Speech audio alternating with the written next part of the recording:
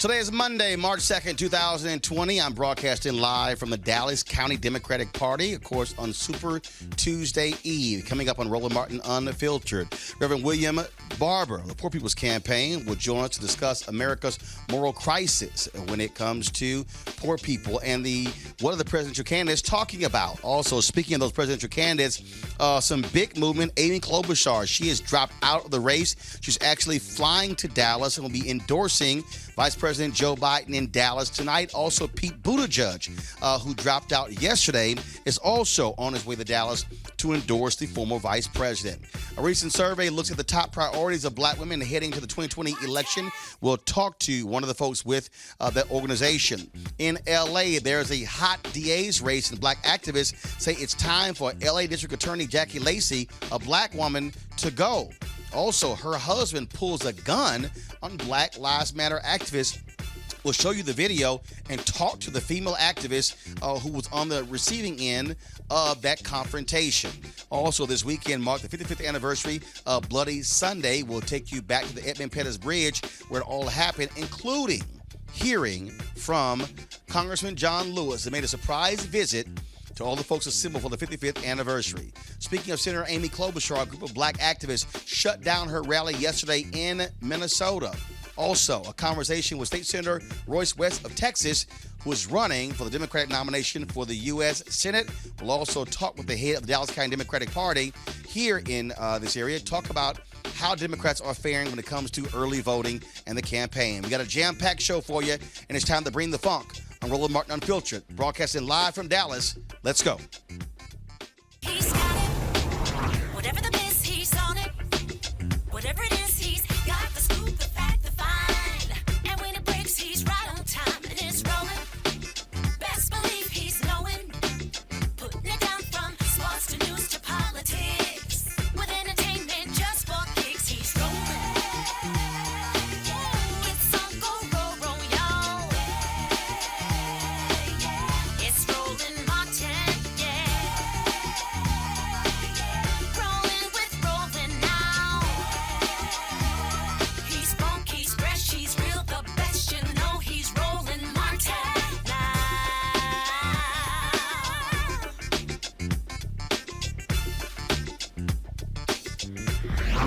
Martin.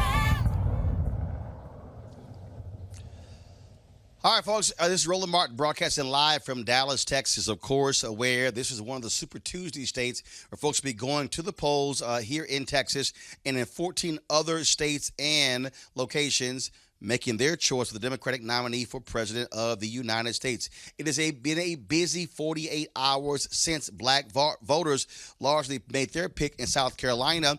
Tom Steyer was one of the first to drop out that night. Pete Buttigieg yesterday dropped out of the presidential campaign. And today, the moment I landed in Dallas, we saw the news, Senator Amy Klobuchar of Minnesota, suspending her campaign, is actually flying to Dallas tonight, where she and Buttigieg will join former Vice President Joe Biden at a rally to give their endorsement to Joe Biden. The race is, of course, coalescing around Joe Biden, many of those moderate candidates who don't have a shot. Why? Because all the focus is on stopping Senator Bernie Sanders, who is leading in the polls here in Texas, but also in California, and is going to pick up a significant number of delegates tomorrow on Super Tuesday. Now, one of the folks who's been dealing with all of these campaigns has been Reverend Dr. William J. Barber, talking about issues around the poor, trying to get the candidates to focus on poverty. He joins us right now on Roland Martin Unfiltered. Reverend Barber, how you doing? You doing, man? I'm in Birmingham in a Super Tuesday state. We've been spending 3 days down here in the South trying to get people to understand that poor people, black and white and others, are literally the political calculus transformers if we can ever get these candidates to focus. And we're here for a big mass meeting leading to June 20th of the Mass Poor People's Assembly Moral March on Washington. You talk about, of course, trying to get them to understand those issues. I was with Senator Doug Jones in December there in Birmingham. I was there for a National Association of Black Journalists board meeting. He and I had lunch. He told me that there are 900,000 unregistered people in Alabama, 500,000 of them African American. Well, that is true, but there's something else that we need to look at. There are 1.5 million voting age adults in Alabama who are poor and low wealth. Trump won the last time in Alabama by only 500,000 votes. 900,000 people that were already registered didn't vote. Doug Jones won by only 22,000 votes. In the South, in the 13 former Confederate states, there are 75 million poor and low-income adults. Trump won at his total vote count was something like 23 million votes. So there are 3 times more poor and low-wealth people who registered to vote in the South. And there's not been a focus on that, even though all of these southern states, in Alabama, for instance, 43% of the state is poor. They don't have health insurance. Nearly 50% of the people plus make less than a living wage. The political calculus is really with poor and low-wealth people and getting black and white and brown to come together. One of the things I'm concerned about, Roland, is I keep hearing this language, whether we need a revolution or a moderate candidate. Well, in Birmingham, it was Dr. King who challenged this notion of moderation in the face of so much injustice. I think what they ought to be saying, the issue is not, do we need a revolution in the face of the racism, retrenchment, and injustice of Trump? Surely we need a revolution. What kind of revolution ought to be the debate? But anybody that marched across the Edmonds Pettus Bridge yesterday and said, which was a place of revolution, to say we don't need a revolution of values and a revival of moral values, it seems to be off-centered in this most critical moment. But one of the things that jumps out is not just speaking to these issues, but also how do you get them out to the polls? You have been traveling around the country with repairs of the breach for the last several years, starting with Moral Mondays in North Carolina, reaching those people who no one pays attention to. You have candidates, Democratic candidates, who spend so much time trying to get suburban white women to vote Democratic. Then, of course, you have the other Democrats who say, well, let's just keep getting the same people out. The reality is, if you're speaking to those folks who normally are not voting, you actually can run up significant margins, even in southern states. But you got to talk to them. You got to speak to their issues. And you can't just have debates where you say middle class, middle class, middle class, middle class, middle class, as if that's the only people who you're talking to in a presidential campaign. Exactly. It's quite disrespectful. It does not build coalition. The reality is, for instance, folk came and marched across the bridge yesterday, but did not go in the poor community of Selma, did not talk to poor people in this state. We have candidates that run right past. Democrats run from poverty. Republicans tend to racialize poverty, and they act like it's some kind of rocket science. What do you do when you want these other communities to vote for? You go to them. What do you do when you want them to vote for? You talk about them. You say their name. You call their condition. Well, how is it that you can't even say the condition and the name of 43% of this nation, 140 million people? It is a backwards way, Roland, of running political campaigns to almost say we can ignore half of the nation and then expect to have a transformational turnout. But that also lets us know, just civil rights movement, the movement has to be ahead of the politics, because the politicians will only move according to their consultant. And we have had politicians tell us, some off record and some on record, that their consultants tell them not to say the word poor, not to talk about poor. And I said, well, who's telling them that? Because the people that we're in the midst of are not ashamed of being called poor. They're ashamed of a country that ignores their poverty and refuses to speak to it. And if we don't, we will continue to give extremist candidates like Trump an easy path to victory, because we are keeping the demographic and the number of people in the electorate small. The only way to beat extremism is to expand the electorate. Last week, of course, South Carolina voters went to the polls. You were also holding your Poor People's Campaign forums. We've been restreaming the one with Senator Bernie Sanders. I believe Pete Buttigieg and Senator Elizabeth Warren also participated. Did Vice President Joe Biden also participate? What about that? Because you're trying to get these candidates to speak to this issue, and unfortunately you have these debate moderators working for these networks who are not even bringing this issue up. That's exactly right. And we've invited all of them. We've not heard yet from Vice President. We heard they wanted to, but we haven't been able to settle on the same thing with Warren. We invited all of them. We even invited the White House, because you can't leave these issues alone, and you can't refuse to address the other 4 issues that connect to it: systemic racism, systemic poverty, ecological devastation. Think about it, Roland. Here we are in the South. We marched across the bridge yesterday, But the things that people marched across 55 years ago have been rolled back. We have empirical data that the same states that are racist voter suppression states are also states where the politicians who use race to get elected then turn around and block living wages, block health care, which in fact affects more poor white people in raw numbers than black. Now, how do you have a national conversation and not have that conversation? How do you allow people to come on stage as a moderator and not ask them where do they stand on voting rights and ending systemic racist voter suppression and gerrymandering, and where do they stand on the issue of poverty?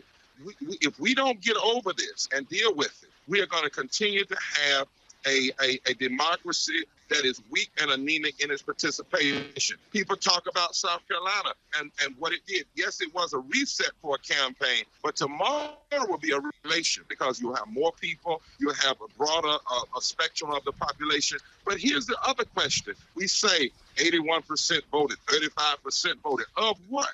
How many people didn't vote in South Carolina? How many people didn't turn out? How many people are still not moving because they're not hearing their voice? There are 1.5 million poor and low-wealth adults in South Carolina. Trump won last time, South Carolina, about 300,000 votes. There were 1 million registered voters in South Carolina that didn't even vote. We have to have a deeper analysis, and Roland, that's why what you're doing is so important to the American conversation. Well, I think we have to continue the conversation and continue pushing these candidates. But also, I would say the next debate, whenever that's taking place, go hard at whatever network is sponsoring to say y'all have got to bring it up. But I keep saying this, Reverend Barber. Part of the problem is that the people who are asking the questions in the executive run of these networks, they are a part of the 1%, and they don't deal with these issues. They don't see poverty. Their kids are in private school, and that's why you don't hear it come up, because it doesn't affect them. It doesn't affect them. And we have, as you said, you told me one time, vaping, 7 people died. It is a national emergency. 700 people died from poverty. We haven't heard yet. We intend to go straight after the networks. We intend to demand that these candidates demand that it happen. If you could change the debate stage for a billionaire, you can change the debate stage for 140 million poor and low-wealth people in this country. We're not backing up. We're going to continue to mobilize. We sent out a tweet yesterday and asked for 55,000 people in every state to get 5 people and turn out to the poll around our agenda. Roland, in less than a half day, we had 300,000 people respond to that tweet. We are not playing in this movement. We are building very seriously white and black together, because the poverty and people who are poor hold the key to the transforming of the political calculus in this country. All right, Reverend Dr. William Barber, we surely appreciate it. Keep up the fight. We'll be right there with you. Thank you, my friend. Take care. God bless. All right, thanks a bunch. Hey, folks, got to go to a break. We come back, we'll talk with Dallas State Senator Royce West, who is trying to secure the Democratic nomination to go against incumbent Senator Republican John Cornyn in Texas in November. We'll be back, Roland Martin Unfiltered, broadcasting live from the Dallas County Democratic Party in just a moment. You want to support Roland Martin Unfiltered? Be sure to join our Bring the Funk fan club. Every dollar that you give to us supports our daily digital show. There's only one daily digital show out here that keeps it black and keep it real as Roland Martin Unfiltered. Support the Roland Martin Unfiltered daily digital show by going to RolandMartinUnfiltered.com. Our goal is to get 20,000 of our fans contributing $50 each for the whole year. You can make this possible. RolandMartinUnfiltered.com. All right, so a lot of y'all are always asking me about some of the pocket squares that I wear. Now, Robert don't have one on. Now, I don't particularly like the white pocket squares. I don't like even the silk ones. And so I was reading GQ magazine a number of years ago, and I saw this guy who had this pocket square here, and it looks like a flower. This is called a shibori pocket square. This is how the Japanese manipulate the fabric to create this sort of flower effect. So I'm going to take it out and then place it in my hand so you see what it looks like. And I said, man, this is pretty cool. And so I tracked down, it took me a year to find a company that did it. And so they make these about 47 different colors. And so I love them because, again, as men, we don't have many accessories to wear, so we don't have many options. And so this is really a pretty cool pocket square. Now, what I love about this here is you saw when it's in the pocket, it gives you that flower effect like that. But if I wanted to also, unlike because if I flip it and turn it over, However, it actually gives me a different type of texture, and so therefore it gives me a different look. So there you go. So if you actually want to get one of these Shibori pocket squares, we have them in 47 different colors. All you got to do is go to RolandSMartin.com/pocket squares. So it's RolandSMartin.com/pocket squares. All you got to do is go to my website, and you can actually get this. Now, for those of you who are members of our Bring the Funk fan club, there's a discount for you to get our pocket squares. That's why you also got to be a part of our Bring the Funk fan club.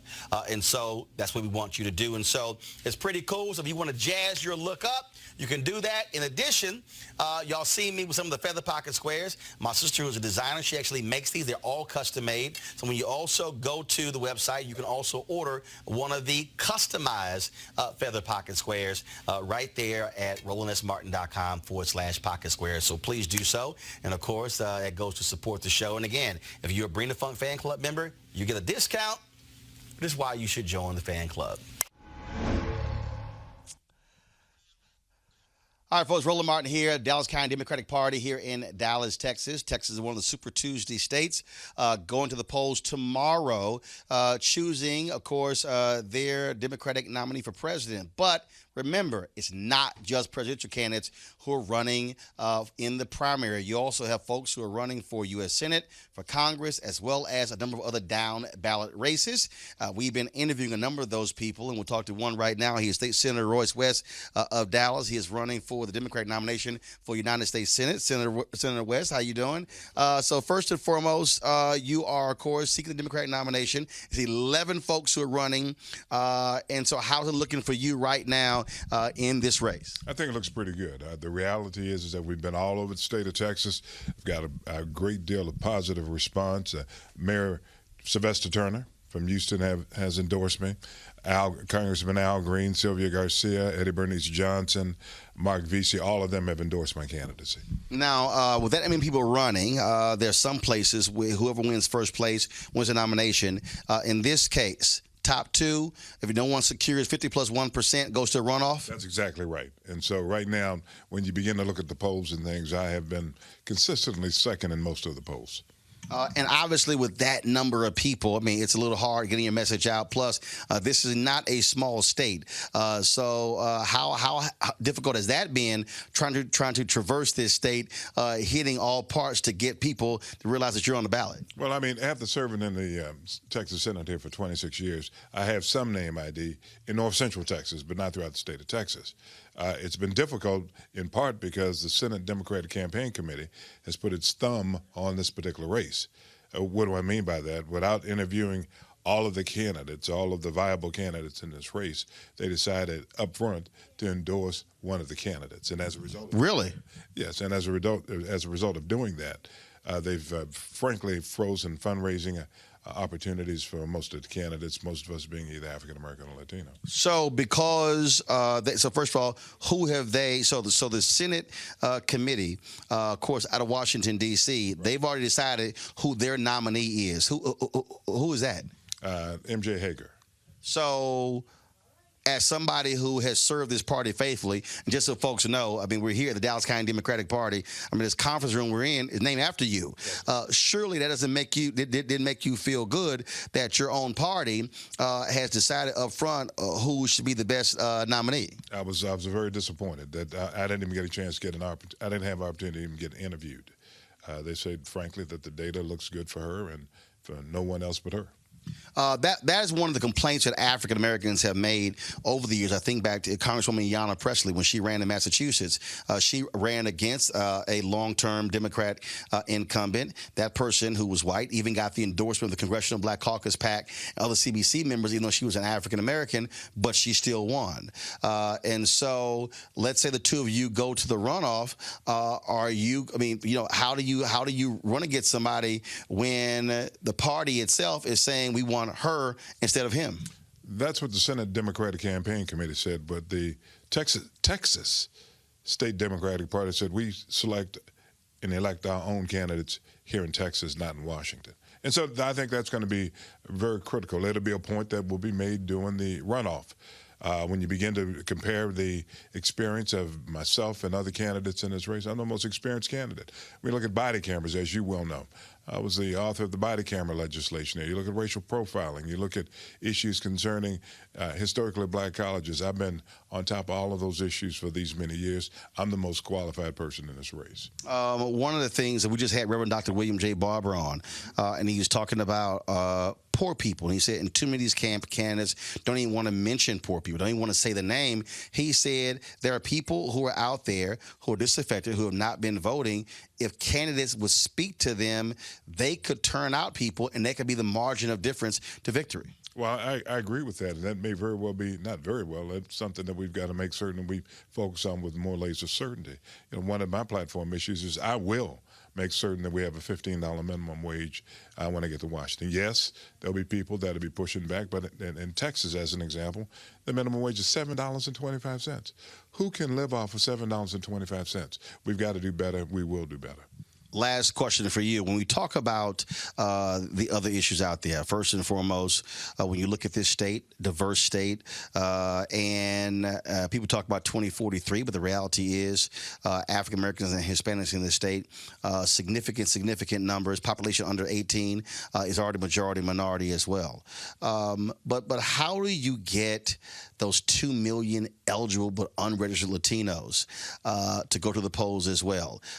Republicans control every statewide seat here, but in the last two elections, Democrats have been beating Republicans, especially in the suburbs, and so Democrats are 8 seats away from taking over the Texas House, 9 seats, and so how do you get people to understand that especially Democrats, that they can actually win statewide in Texas? It doesn't have to be a total lock by the Republicans. Well, when you begin to think about why am I running, I'm running because all of the signs are here. The same signs that we had back in 2006 when we turned Dallas County blue, which is now dark blue, are here right now in terms of statewide. And so I'm running to make certain that I be on the vanguard out front in terms of helping to turn Texas blue. This is what I've been able to accomplish. I've been able to get the endorsement of the Texas Tejano Democrats, as you well know, the largest Latino organization here in the state of Texas. They've endorsed me as their candidate for the United States Senate. The Texas Coalition of Black Democrats, they took a poll. I was #1 in that poll. So I've been able to take those two groups and pull them together. Now, if we can take those two groups, pull them together, and make certain that we pull together a plan, similar to what Pastor Barber said, in order to get some of the poverty population up and out and voting, then we're going to be pretty good. We've got to make certain that we claim their mantle. We've got to make certain that we claim the mantle and move forward and try to get them out to vote, as well as other coalitions, partners. All right, folks, going to the polls tomorrow. You're going to be quite busy. I'm sure we'll be seeing you at the Joe Biden rally a little bit later today. No, I'm going to be at my own rally. I'm trying to make everyone understand that Royce should be your choice. Stay Senator Royce West. I appreciate it. Thanks a lot. All right, folks. I said here at the Dallas County Democratic Party. In a moment, we're going to talk to the chair of Dallas County Democratic Party about what's happening here and what turnout's been looking like. That's next in Roland Martin Unfiltered. Check out Roland Martin Unfiltered. YouTube.com/Roland S. Martin. And subscribe to our YouTube channel. There's only one daily digital show out here that keeps it black and keep it real. It's Roland Martin Unfiltered. See that name right there? Roland Martin Unfiltered. Like, share, and subscribe to our YouTube channel. That's YouTube.com/Roland S. Martin. And don't forget to turn on your notifications so when we go live, you'll know it. All right, folks, lots of things have been happening. Again, as I said, the last 48 hours, we're here in Dallas, the Dallas County Democratic Party. In a moment, when we talk with Carol Donovan, who is the chair of the Dallas County Democratic Party, you heard what State Senator Royce West said, Dallas County being deep blue. This used to be a county where Republicans control nearly all of the county-wide seats.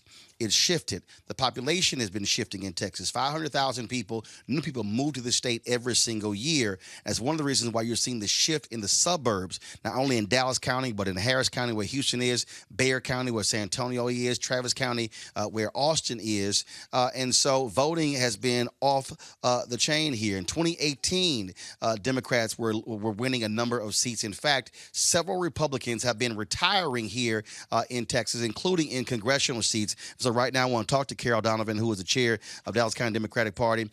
Carol, of course, Joe Biden is coming into town, having his rally here. Pete Buttigieg and Amy Klobuchar are flying in to endorse him. What has the numbers been looking like, though, in terms of voting, early voting? We saw in South Carolina, more people voted in South Carolina than they did when Obama ran in the primary in 2008. Are we seeing big numbers here? Yes, we are. In fact, the Democratic voters are voting 50% higher than they did in the last presidential election in 2016.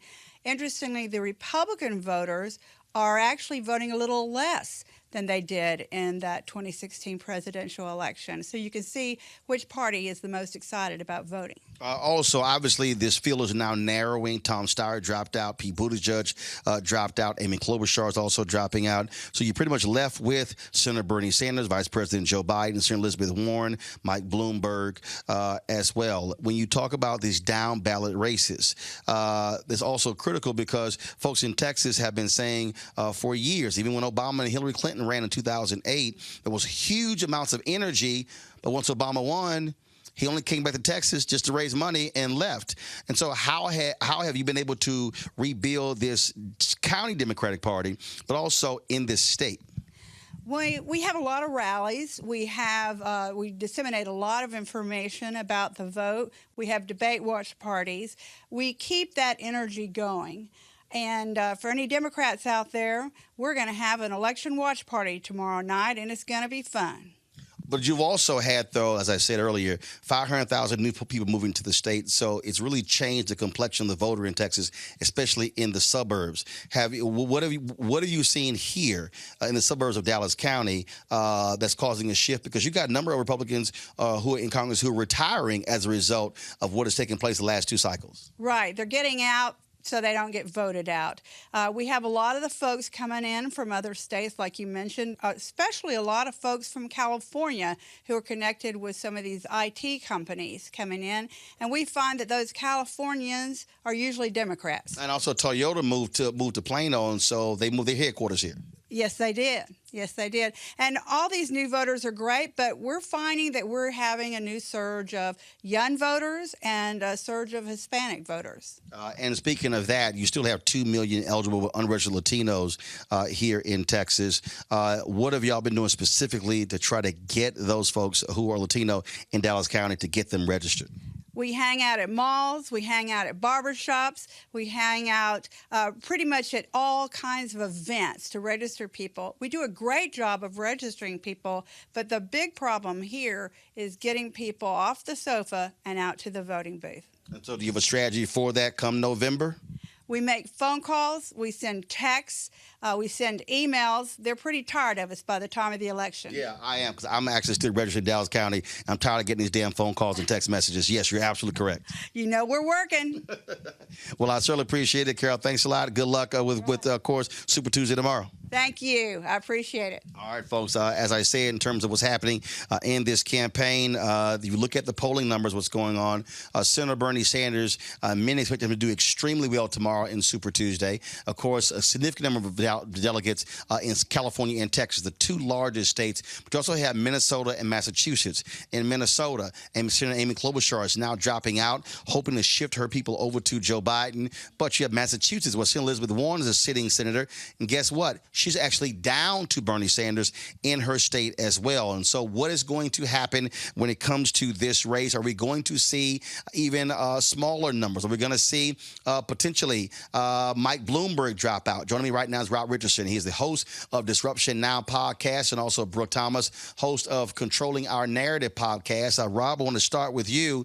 Again, black folks completely changed this campaign with what took place in South Carolina, and so it completely just blew away what happened in Iowa and New Hampshire. Pete Buttigieg drops out. He actually survived only 27 days after winning in Iowa, the shortest amount of time for a person who won Iowa to drop out. He beat Tom Harkin, former Iowa Senator Tom Harkin, by 1 day, who dropped out 28 days after he won Iowa back in 1992. Rob, your thoughts?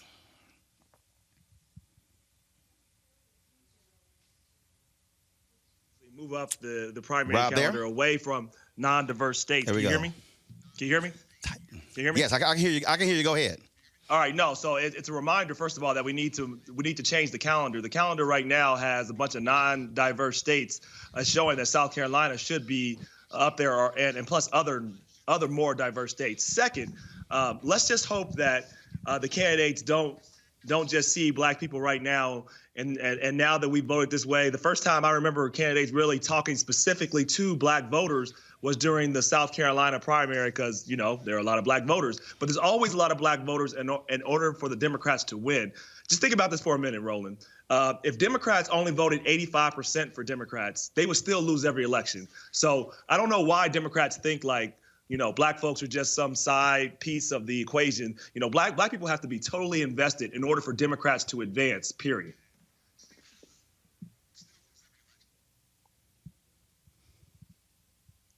Roland?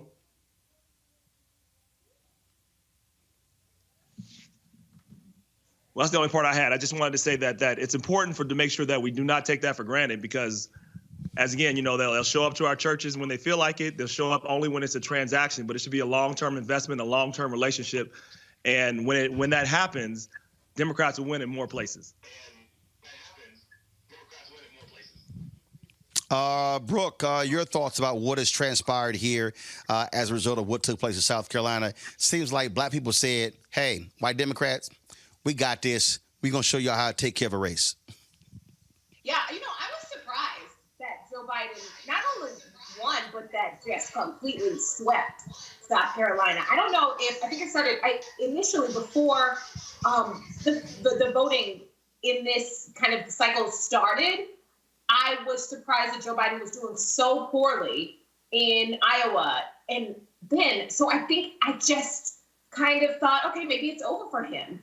And he completely blew it out of the park. And you see people dropping out and deciding they're going to, you know, attach to him and endorse him. So it was still surprising, even though I know that Joe Biden has support in South Carolina. But I agree with what Rob said. I wish that we would flip this and start with a more diverse state. If black women are the backbone of the party, then let's pay a little bit closer attention to them. And I think, Roland, can you hear me, Roland? If you can hear me, he's like, and I also think I'm not sure if this is unique to South Carolina. You know, obviously Clyburn holds a lot of weight. So we have to see, because I always thought younger African-American voters would probably lean a little more towards Bernie. But what happened in South Carolina showed that essentially, you know, Biden won every single demographic. So we have to see, was this unique to South Carolina, or will this be a larger trend coming up on Super Tuesday? About that. Actually, give me a second. I actually lost audio there, so I could not hear Brooke or Rob. So if I'm over talking you, I apologize right now. I'm gonna do my next question to you, Brooke, and that is this here. When you look at what's going on, you've got Senator Amy Klobuchar, who is dropped out. Senator Elizabeth Warren says she is going to stay in the campaign until the convention. But here's the deal, Brooke. She's losing to Senator Bernie Sanders in her home state of Massachusetts. I don't know how you stay in the race if you can't win your home state.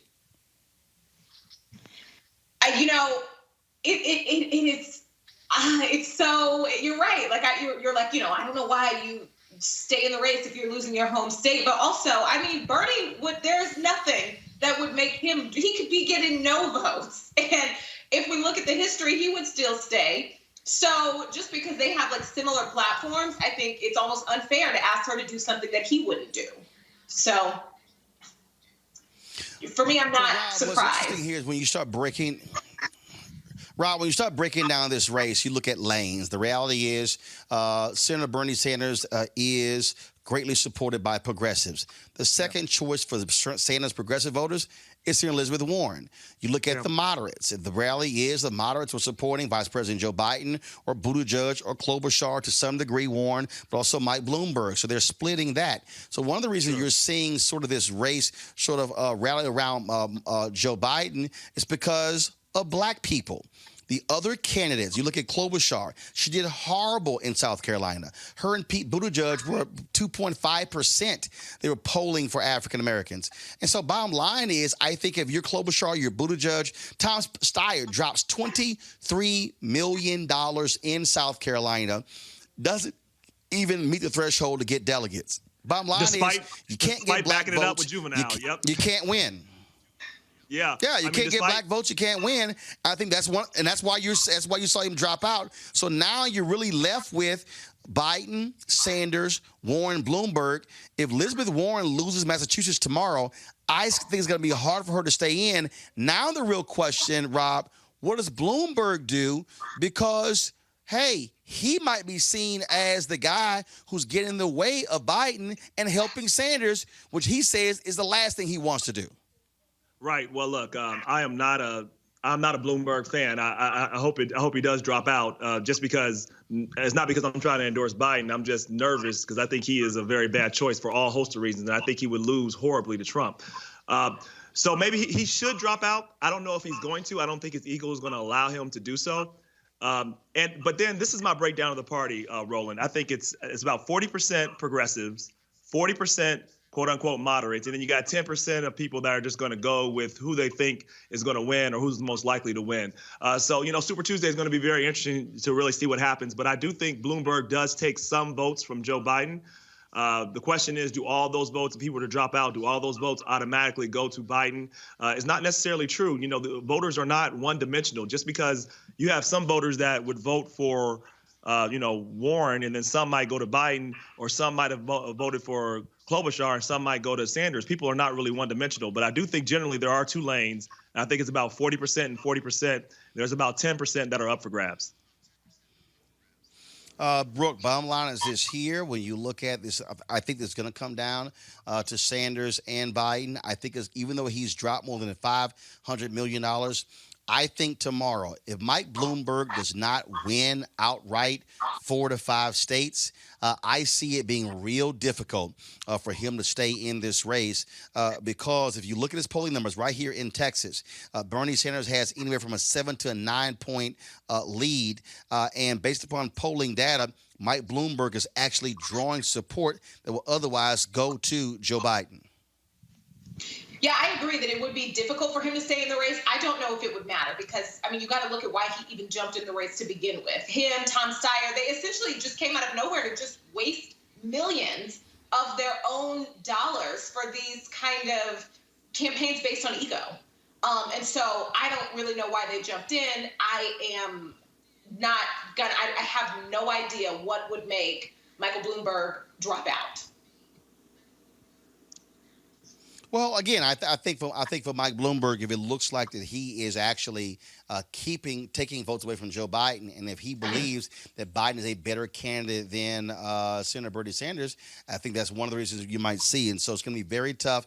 Again, this is somebody worth $60 billion. He's already dropped $500 million. Yeah. Dropping the bucket for him, and so we'll see exactly what happens there. Couldn't he have put that money into Joe Biden? Mm-hmm. If that's the plan, if that's what he felt like, if that's what he wanted to do. Well, sure. Sure. Yeah. But you got to remember, he got into the race in November because of this perceived weakness of Joe Biden. But this is also, though, I think the problem, Rob and Brooke, when you make decisions when nobody has voted. This whole thing was about Biden is weak. And let's just be honest. Biden has not run a strong campaign. He has not had a significant grassroots base. No. But all of a sudden, he doesn't do well. And again, if all these people on cable news and broadcast news, y'all might want to watch this show because everything that happened, I predicted. He didn't do well in Iowa, didn't do well in New Hampshire. I said this is exactly what I said. Joe Biden's going to come in second in Nevada. He's going to come in first in South Carolina. He's going to get significant amount of the black vote. And guess what? At least a couple of candidates are going to drop out. And we saw that. And so, again, the problem was all the political media, everything was, oh, my God, Joe Biden is weak. He's failing. But the reality is you can't make a determination about somebody until voters actually vote. But I think there was so much fear, Roland, out of Trump. The people were just operating in this fear, in this fog. And so I think people were making really bad decisions and just panicked about what was going on. And so you're right. I don't care. I don't care if you're fearful. I agree with you. I agree. I'm not disagreeing. But first of all, here's the deal. And it was killing me because I kept reminding people about 1992.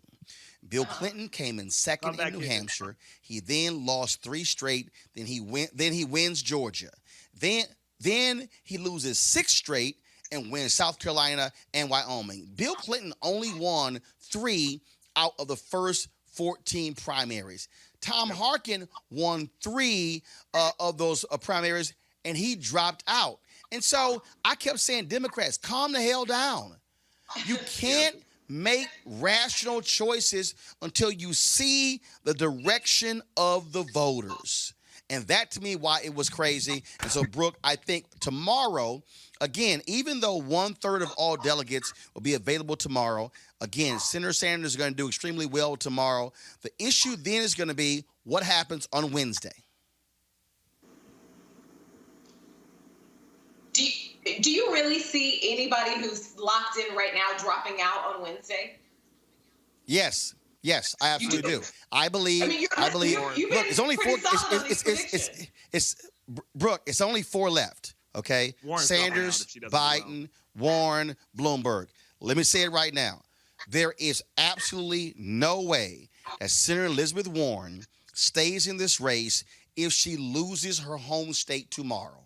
If she loses Massachusetts to Senator Bernie Sanders, guess what? Her money goes away. She gets written off. I think she's a fantastic candidate. I think she speaks to race and justice more than any other candidate. But you cannot make a plausible argument that you should be the Democratic nominee if you can't even win your home state where you are the sitting United States senator. You can't do it. I agree. So, do you think she loses? And I think what, she loses? I think Brooks, yes, I do. Brooke, and I think what happens is on Wednesday, it's now she drops out. Now it's 3. Now it's Sanders. Now it's Biden. Now it's Bloomberg. Bloomberg then has to make a very hard choice. I don't believe Bloomberg drops out Wednesday. I believe Bloomberg waits to see the results of Florida. That will determine whether or not he stay in the race or drop out. That's my prediction. All right. Well, he'd be much better served using that $500 million to register voters, and particularly in Florida, where they're trying to keep voters. And again, I think if you look at his, first of all, he's already said he's going to spend $1 billion no matter whether he wins it or not. But I do believe that Bloomberg and Tom Steyer, I said it earlier, their money would have been better spent if they had hit an on-the-ground campaign. You just heard me interview the Dallas County Democratic Party chair. Look, here in Texas, folks, let me be clear. There are 2 million eligible but unregistered Latinos in Texas. The belief is that 50 to 100 million should be spent over a multi-year basis to move into those communities and get those folks registered. That would fund that initiative. That would fund black grassroots organizations to go register the 500,000 eligible but unregistered in Alabama, to go register the eligible but unregistered black people in Mississippi. Mike Espy only lost to Cindy Hyde-Smith by 68,000 votes. Okay, Reverend Barber keeps saying this. You can win in the South, but you got to put the resources on the ground and go talk to the people. And hopefully these Democratic billionaires see that, because Republican billionaires, they've always spent their money. Sheldon Adelson never ran for president. Koch brothers never run for president. But they spend collectively $600 million every presidential cycle to elect Republicans. That's how you spend the money. All right, folks, I got to go with this here. Civil rights organizations shut down a rally yesterday for Senator Amy Klobuchar in Minnesota. The Black Lives Matter activists took the stage, would not let it go. When she sent word that she said, "Hey, I'll sit down and meet with you," they said, "No, we don't want to meet with you." So she canceled the rally. Check this out.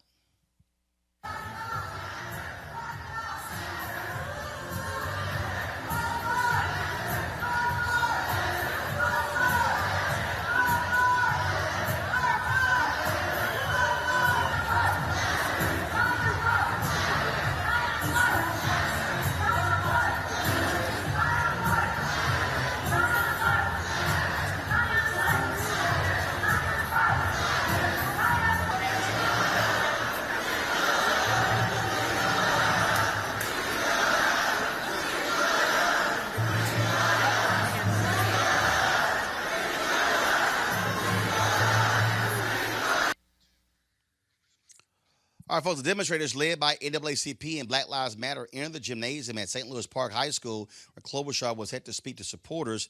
The protesters expressed support for Myron Burrell, a young black man who was sentenced to life in prison for murder he maintains he didn't commit when Klobuchar was the attorney for a county there in Minnesota. Now, Klobuchar, of course, ended her campaign today. As I said, to back Joe Biden. Joining us right now is one of those. So first of all, again, that's just what took place there last night. Now, of course, folks, what also happened is it's just crazy what happened in L.A. We're going to tell you about that story about Jackie Lacey, who's running tomorrow for district attorney. We'll get to that in a moment. But first, after conducting a survey of more than 1,100 women of color across the state of Georgia, Pro-Georgia's Women of Color released today their poll revealing the results of the survey, which asked women of color about the opportunities and challenges they face on a daily basis.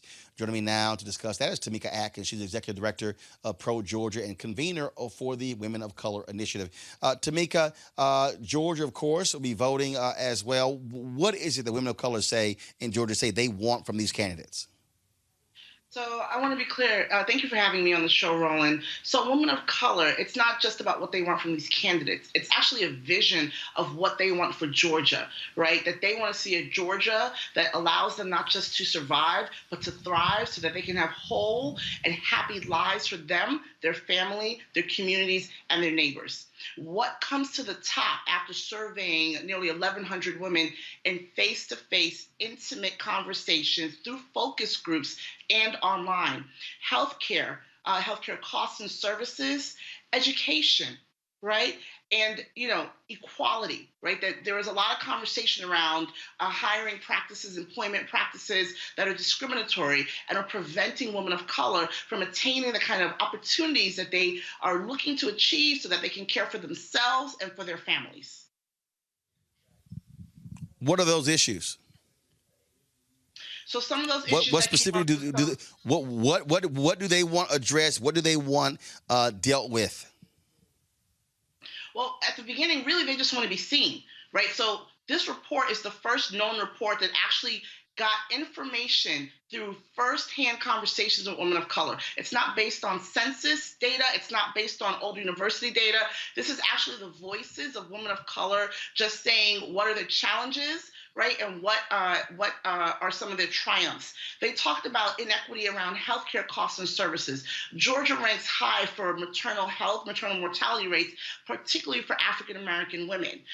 We talked a lot about civic engagement, that women of color, in terms of community and civic engagement, they participate regardless of education level, regardless of socioeconomic level, that they consistently are civically engaged and yet do not feel that our state government or our national government reflects their priorities, talks about their concerns, talks about their issues, and puts them first. Georgia votes March 24th. What do you hope this survey, the impact you hope it will have on the candidates who are running? I am really involved and invested in as many women of color turning out to vote, not just in this presidential primary, but in our state general primary in May and our fall election. Typically, about 27,000 women of color turn out to vote in our presidential primary. We want to see that increase by at least 3%. We look at this vision, this agenda, as the beginning of holding all elected officials accountable, not just the ones who are currently running for office, that we are holding their feet to the fire, and we're holding Georgia's feet to the fire, that any legislation and policy that is created and passed in Georgia is to the benefit and well-being of women of color. All right, Tamika Atkins, we surely appreciate it. Thanks a lot. Thank you. All right, folks, in L.A., Black Lives Matter of L.A. is calling for County District Attorney Jackie Lacey to be removed. In 2012, she became the first woman and first African-American DA of Los Angeles County. Her constituents are unhappy with the job she's doing and her refusal to meet with Black Lives Matter. Today, they went to her home to say, when are you going to address our issues? Watch what her husband did. Right now, get off. Good morning. Get off of my porch. I will shoot you. Get off of my porch. Can you tell Jackie Lacey that we're here? I don't care who you are. Get off of my porch We will get off your right porch. now. Can you tell We're me? calling the police right Good. now. Good. Wow. He pulled a gun and pointed it at my chest. We're here for the community meeting, Jackie Lacey. Jackie Lacey Maybe you'll shoot me in the back. Jackie Lacey will go. Jackie Lacey will go. Well, Jackie Lacey apologized for her husband's actions and explained what happened.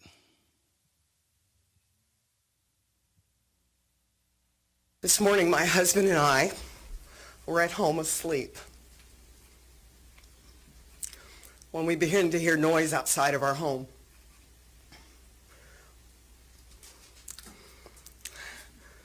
We immediately jumped out of bed and I called the police. I wasn't sure what was going on and let them know that I thought there might be protesters outside my house. My husband David and I have been married for almost 40 years. And while I was upstairs, he ran downstairs.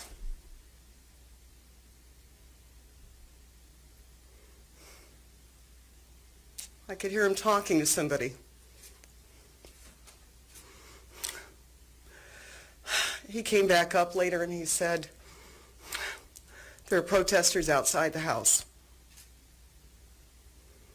And I pulled my gun and I asked them to leave. Up until now, I've not really wanted to share with you what it's been like. But I think it's time because there's a bigger purpose here. As District Attorney of LA County, I received threats, some of them death threats. I have been followed, photographed while with my family, confronted at an art museum, confronted at fundraisers, even at endorsement interviews. I've had people crash them and videotape me. And all of this is because I chose to do my job. In the past, I have offered to meet with Black Lives Matters, but I felt it should be either one-on-one or a small group. They have rejected those offers. It seems like what they like is to embarrass me and intimidate me. My hope is that one day that might change. That maybe, just maybe, if I keep reaching out, that someone will want to sit down and have a conversation that's productive. All right, folks, joining me right now is Melina Abdullah of Black Lives Matter LA. Melina, how you doing? I'm good. Thanks for having me. First and foremost, we heard you on that video. You didn't back down, but it certainly had to shock you to have a gun pointed at your chest. It was traumatizing. I've never had a gun pulled on me, and definitely not that close before. I'm a mom of 3 kids, and, I definitely thought about my babies at that point and thought, is this how I'm going to go out? This is not what we were expecting.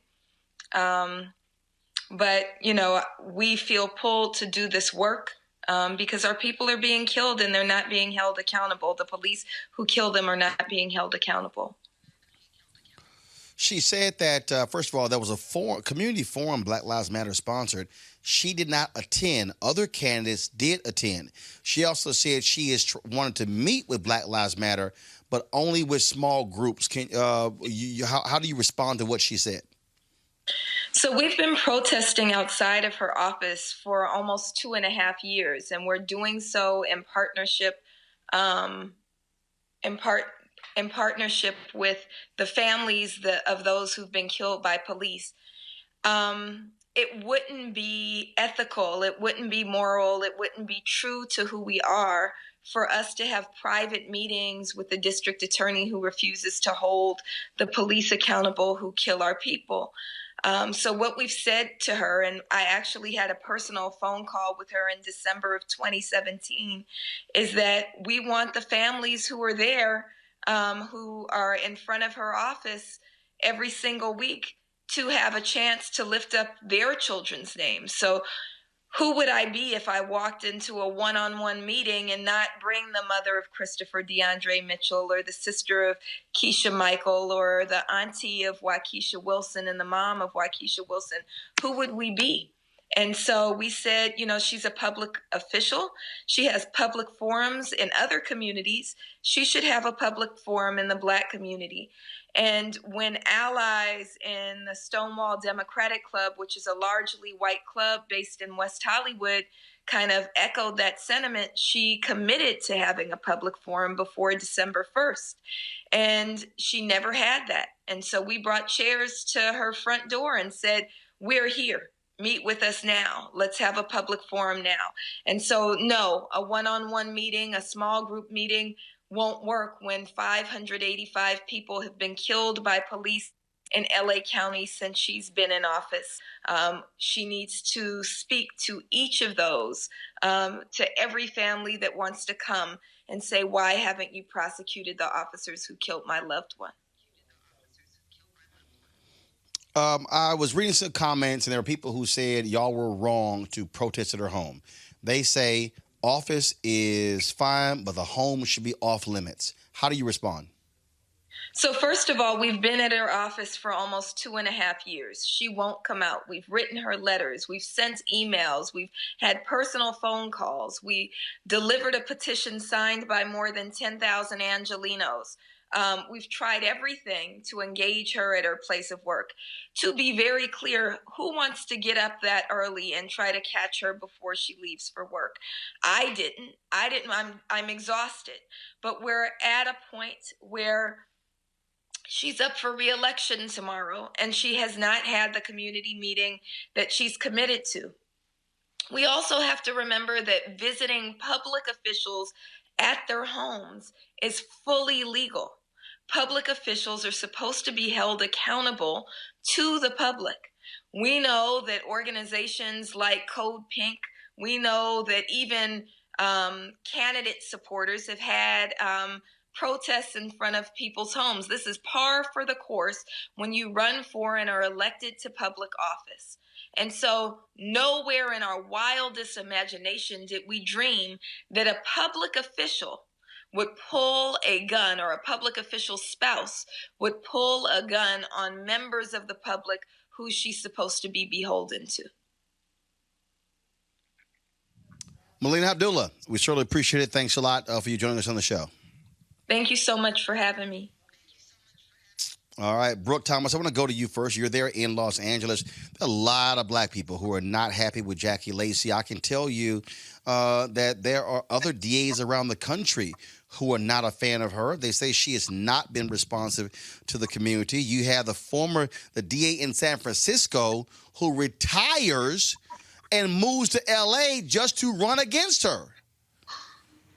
Yeah, and even watching her apology, it was so fascinating. And she's not the only person who is responsible for criminal justice and could be kind of taking a stand and kind of choosing criminal justice reform that doesn't. But watching someone in power complain about being yelled at, complain about people ringing their doorbell, and almost seemingly you're comparing that to people who are victims to over-prosecution, sitting in jails and prisons, when they probably shouldn't, when we've learned from our mistakes decades ago, and everybody who does something wrong shouldn't be slammed with decades in prison. We know that now. And so almost comparing her pain to that seems silly and seems irresponsible almost for somebody on that stage to say, you don't know. And death threats, are horrifying and traumatizing. So I'm not talking about that. Just kind of the other things that she was kind of stacking up to this, being yelled at and being confronted in an art museum. It's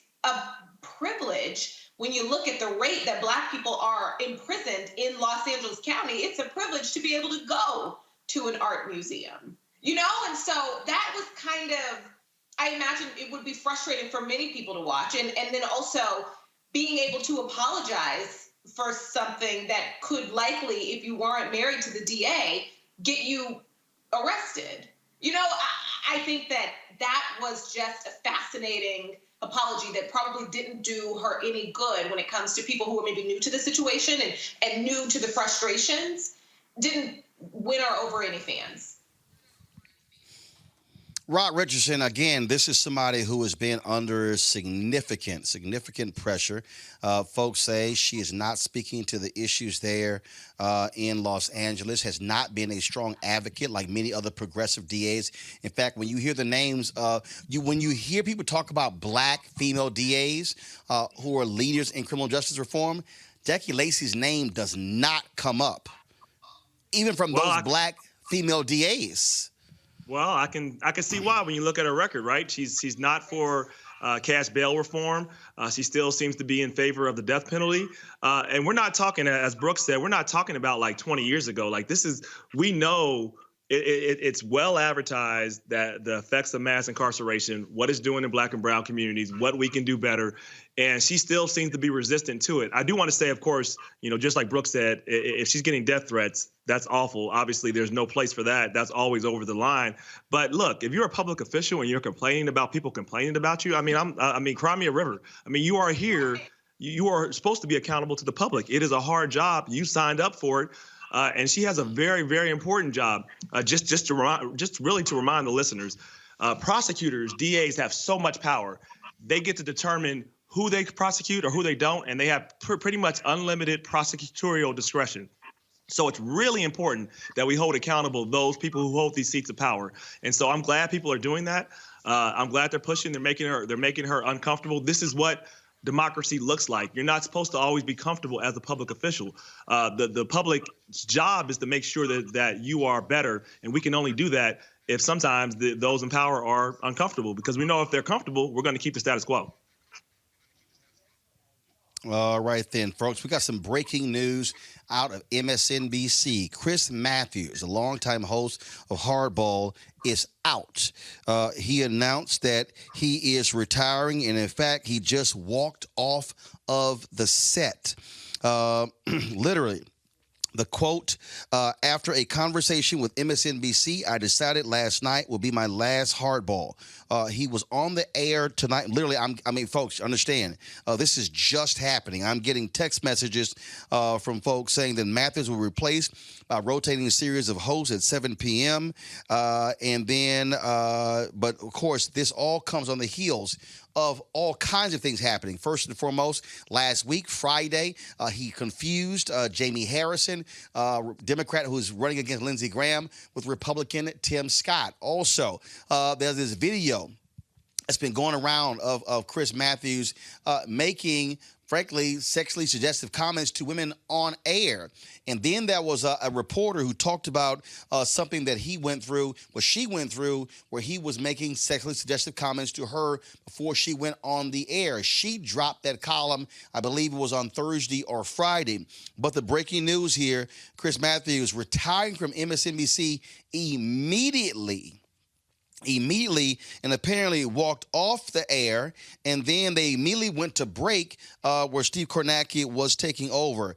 Wow, Brooke, this is something. Here's somebody who was removed from South Carolina coverage on Saturday, and Chris Matthews done at MSNBC. I am surprised, but maybe it's time. Maybe it was time. I think after that weird kind of like Nazi reference, more people started noticing that maybe it's time. Maybe this is best for everybody, especially when you get to a point to where after your network defends you, like hardcore defends you, that you're still at a point to where you would storm off in the middle of the show. Maybe it's time. Rob, what's interesting here is that, of course, this is the same network that had to deal with all the fallout after Matt Lauer. Also, again, if you look at the previous comments that were made, also that was another person who alleged sexual harassment by Chris Matthews, where the network announced that he had been admonished. I think this is a network that could not survive another scandal after what happened to Matt Lauer. And so certainly, although he said he's retiring, look, you don't walk away from a nightly show. You're making $4 or $5 or $6 million a year on your own. Sounds to me like NBC said, Chris, it's time for you to go. They played hardball with him. Yeah, that might be what happened. I mean, there's one of my favorite movies is The Dark Knight, and there's this line: you either die a hero or you stay around long enough to become the villain. He probably, it would have been better to probably have a better transition. I don't know all the facts. This just came at me, but like, it's a new day. Hopefully, though, at a minimum, there is some opportunities for some more diverse representation, because absent Joy Reid and Al Sharpton, there's not much there. They can do a lot better. I mean, they proclaim to be the progressive station, so it's an opportunity to give others opportunity, frankly. So I don't know enough about all the situations because it just happened out of the blue. Well, first of all, Laura Bassett, a writer with GQ, actually published an essay last week where she talked about her experiences. She previously had discussed it, had never mentioned Chris Matthews. Then she did so. Again, this video that's been circulating of him making these sexually suggestive comments to women on air, at one point talking about actually asking Aaron Burnett to move closer to the camera and how much of a beauty she was. When you see this video back to back to back to back, you go, how in the hell were you actually on the air? Folks, this was the opening line Chris Matthews gave tonight. Let me start with my headline tonight. I'm retiring. This is the last hardball on MSNBC. 7 minutes into the show, he walks off the set. Wow. That's a huge change there. But folks are obviously shocked with this here. So let me go ahead and say this, because Rob spoke to some of this as well. And that is this. If you look at MSNBC, and if you look at Fox News, and if you look at CNN, the only African-American with a show in prime time is Don Lemon. That's it. MSNBC is the leading network when it comes to African-American viewership. MSNBC is number one for African Americans. Yet when you look at their lineup, you do not have an African American who is hosting a 1 hour show, daytime. Well, you got Craig Melvin with his show, but you have nobody in prime time. This is the opportunity right now for MSNBC to appoint an African American. I know you're going to have these rotating hosts at 7 o'clock, but an African American should become a daily talk show host at MSNBC. This is 2020.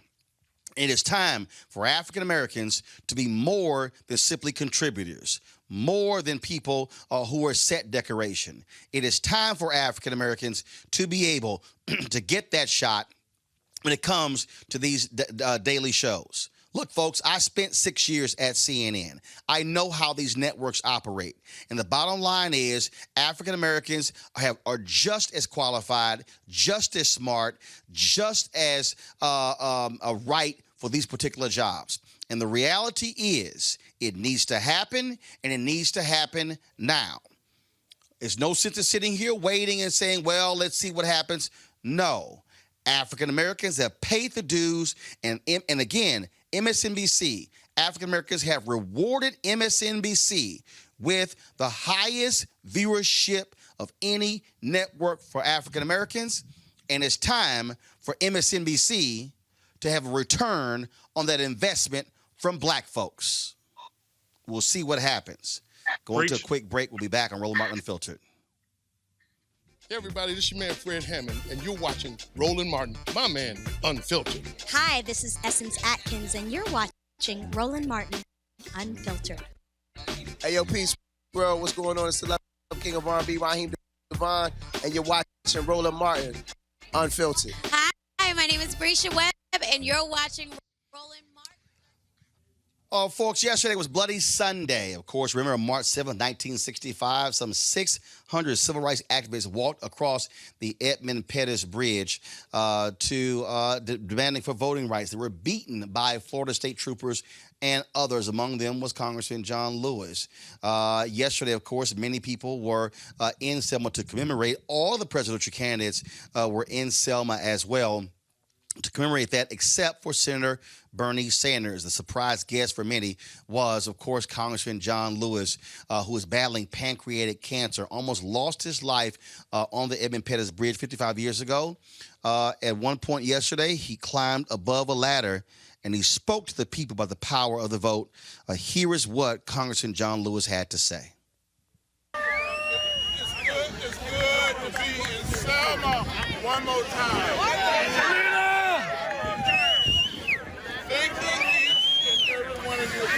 Selma, Alabama.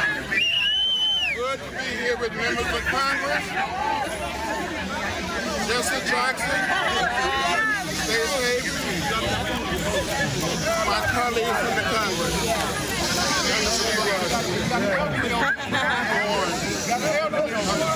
Senator Warren.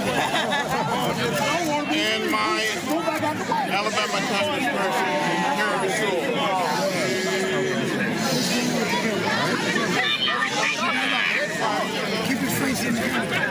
55 years ago, a few of God's children attempted to march from Brown Chapel AME Church across this bridge. We were beaten, we were tear gassed. I thought I was going to down this bridge. But somehow, in some way, God Almighty helped me here. We cannot give up now. We cannot give in. We must keep the faith, keep our eyes on the prize. Certainly, Brooke, it was great to see Congressman John Lewis. Pancreatic cancer is no joke. We don't know the state of his health, but for him to go out there on that day, knowing full well what he's battling, it was great to see, and so many people were tweeting and commenting what it meant to see him, one of our civil rights heroes, stand out there and implore people to vote in this election. Yeah, let me tell you, Congressman John Lewis owes us nothing. I mean, could you be a better human, you know? But it was disappointing to me that Senator Sanders wasn't there. I think, and I get it, everybody's campaigning and that's most important, but you have to practice what you preach also. And if a man with stage 4 pancreatic cancer can show up and be there just to inspire, you know, someone running for president and who says that he's the best candidate for all of us and people who look like that very man, at the least you could do is show up to support your colleague. I think that's disappointing. Well, first of all, again, it wasn't. No one knew until late that he was going to be there. It was not announced early. He was there, of course, Rob, last year in Selma. But many African Americans did say it was glaring that all of the candidates were in Selma in a presidential election year, except Senator Bernie Sanders. Yeah, probably should have been there. I would have advised him to be there. But back to Congressman Lewis. It's just amazing just to see how much of a fighter he is. My understanding is he has 4th stage. Pancreatic cancer. That's really serious. But he's a fighter. Listen, he got cracked in the skull, almost died that day on the bridge 55 years ago. And he got tear gassed, and he's still fighting. He's still moving forward. It kind of makes it really lame when you hear the excuses for people when they say they can't vote because the line was too long or they had to do something that day. To think about everything he went to just so we can have the right to vote. And when we don't vote, we give our power to somebody else. And there's nothing guaranteed. Our future's not guaranteed. The right to vote's not guaranteed. All that has to be fought for. So he is absolutely right. This is a critical election. We have a president that has made it clear how he thinks about black and brown people, that they are not equals, that he wants to, when he says make America great, he's saying take America back to the 1950s, back to that period. And we're not going back, but we got to fight to make sure that doesn't happen. And everybody has to get up and vote like their life depends on it, because it does. All right, Rob and Brooke, I surely appreciate both of you joining me. Thank you so very much.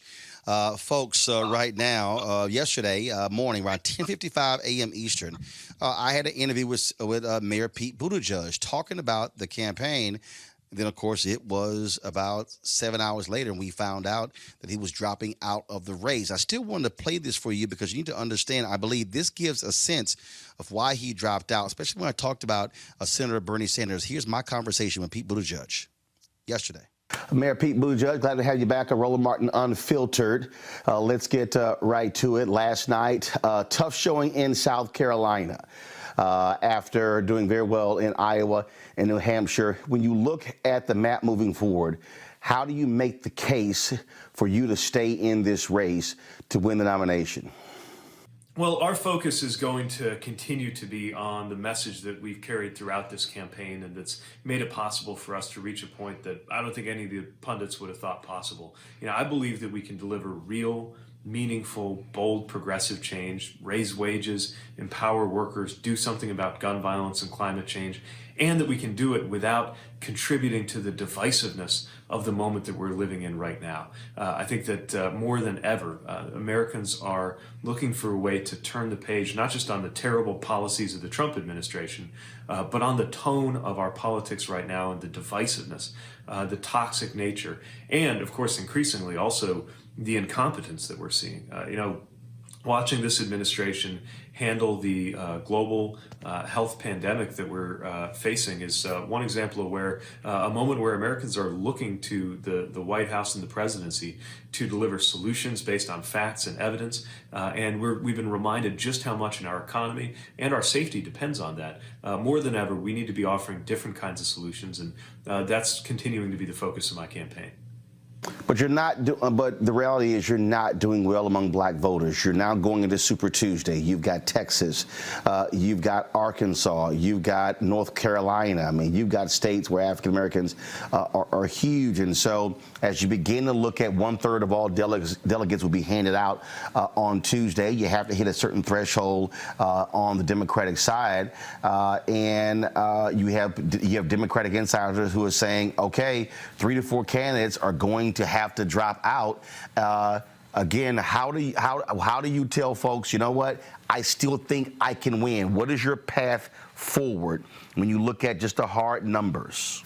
Well, there's no question that the vice president had an extremely strong showing with his victory in South Carolina, and that was largely powered by the confidence of black voters. And I think that's something that deserves to be taken very seriously. Every day we're in this campaign, we're taking a hard look at the numbers, asking how we can make the biggest and best difference. And every day we remain in this campaign is based on seeing an opportunity for us to gather together those delegate numbers that we would need in order to earn the nomination. There's no question that path gets narrower as we go, and we'll continue looking at the math, looking at talking with supporters, and looking at what voters have to say too.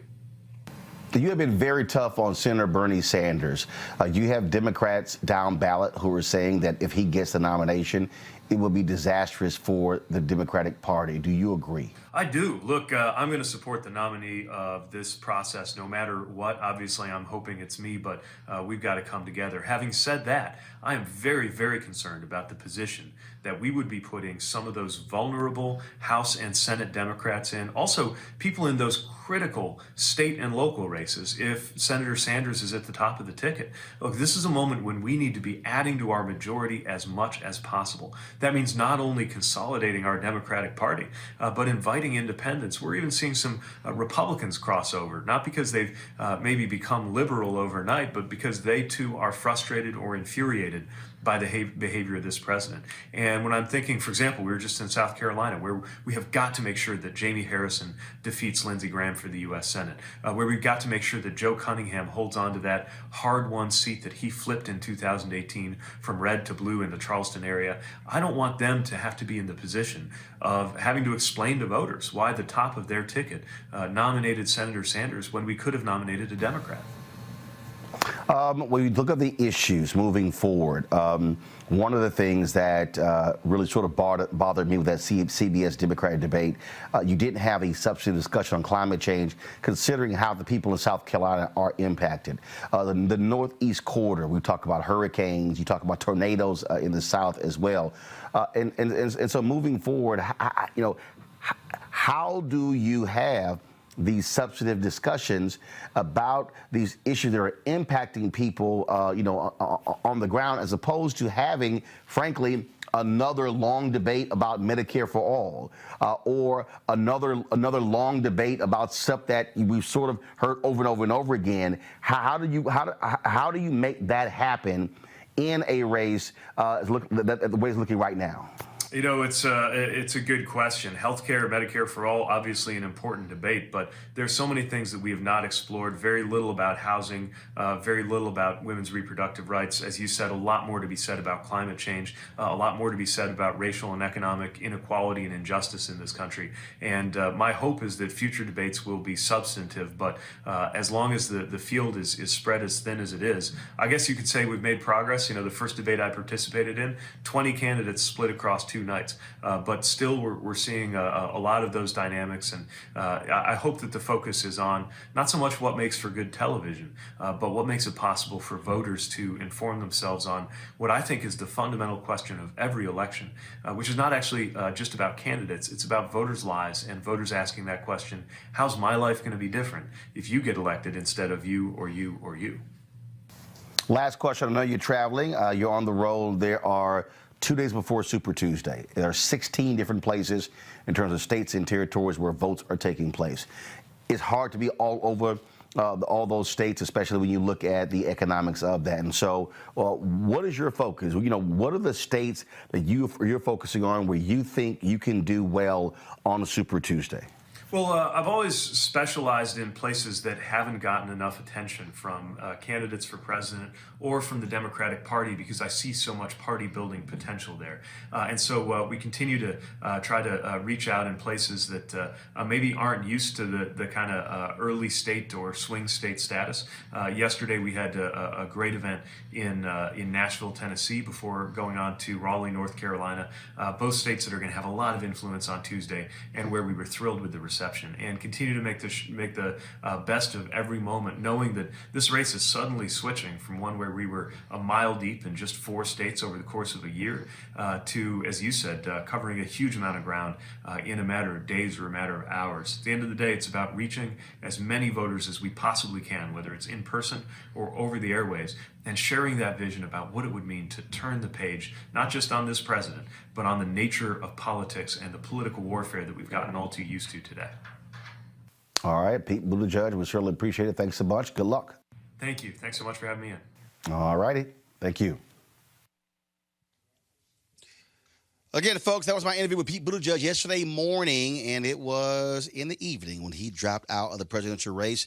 Right now, folks, we got to go. In about an hour, Vice President Joe Biden will be having a rally at Gilley's in downtown Dallas, about 2 miles from here. I'm at the Dallas County Democratic Party. We're heading over there right now. We're going to be live streaming that rally where Pete Buttigieg and Senator Amy Klobuchar will be there to endorse Vice President Joe Biden for President of the United States. Tomorrow is Super Tuesday. Folks, listen up.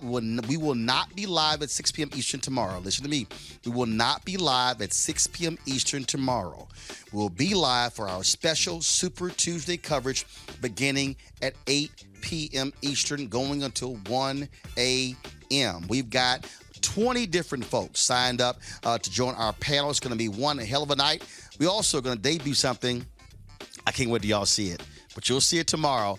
And why am I saying that? Because those of you who support our Bring the Funk fan club, your dollars is what make that possible. And so I can't wait for you guys to see it tomorrow. And so again, tomorrow night, tell everybody, we're going to push it out there on social media. I am not live at 6 p.m. Eastern tomorrow.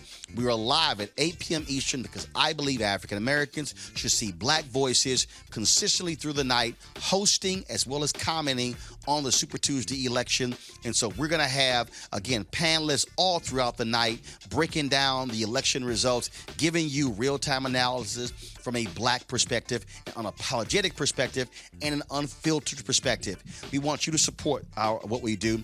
Your dollars makes it possible for me to travel here to Dallas, to broadcast live from here, to be able to broadcast these rallies, to be able to do what we do. And so please go to RolandMartinUnfiltered.com, use Square, PayPal, use Cash App. Our goal, this is real simple, folks. I want y'all to hear me. If 20,000 of our followers gave $50 each, that's $4.19 a month, 13 cents a day, it completely funds this show. We did 350 hours of content last year. No black website comes close to what we did last year. Not The Root, not The Griot, not BET, none of them. The rallies, the events that we covered, the daily show we cover, no black media company is doing what we're doing. Black News Channel, they launched 24-hour cable news network. Were they live in South Carolina last week? Were they live from the John Legend's Elizabeth Warren rally? Were they live from the Ministers Breakfast National Action Network? Were they live from the Black Women's Roundtable, the Power of the Sister Vote last week in South Carolina? I rest my case. All I'm saying is this here. We can only do this, folks, if you support what we do. This allows us to remain independent. We've been interviewing black candidates who are running in all these elections all across the country who don't get the kind of time that they get on other networks. We need you to support us. Again, if 20,000 of our followers, I got 2.5 million followers, folks, that's not even 1%. Okay? If 20,000 of our followers contributed $50 over the course of the year, that completely funds everything we do without a single dollar from any advertiser. We need your support. Please go to RolandMartinUnfiltered.com. If you're on YouTube, you can give via YouTube, or you can go to our website and give via Square, PayPal, or Cash App.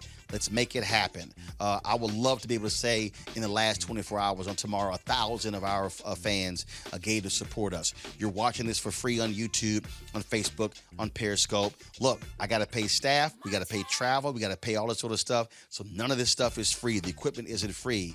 But we have got to have our own platform speaking to our issues. And that's why we're going to be live tomorrow night with Super Tuesday coverage beginning at 8 p.m. Eastern, going till 1 a.m. It's going to be a great night, folks. We want you to be there with us. So spread the word. Let's blow our numbers off the charts tomorrow night. I got to go. We got to get to this Joe Biden rally. And so we'll be streaming this live as well.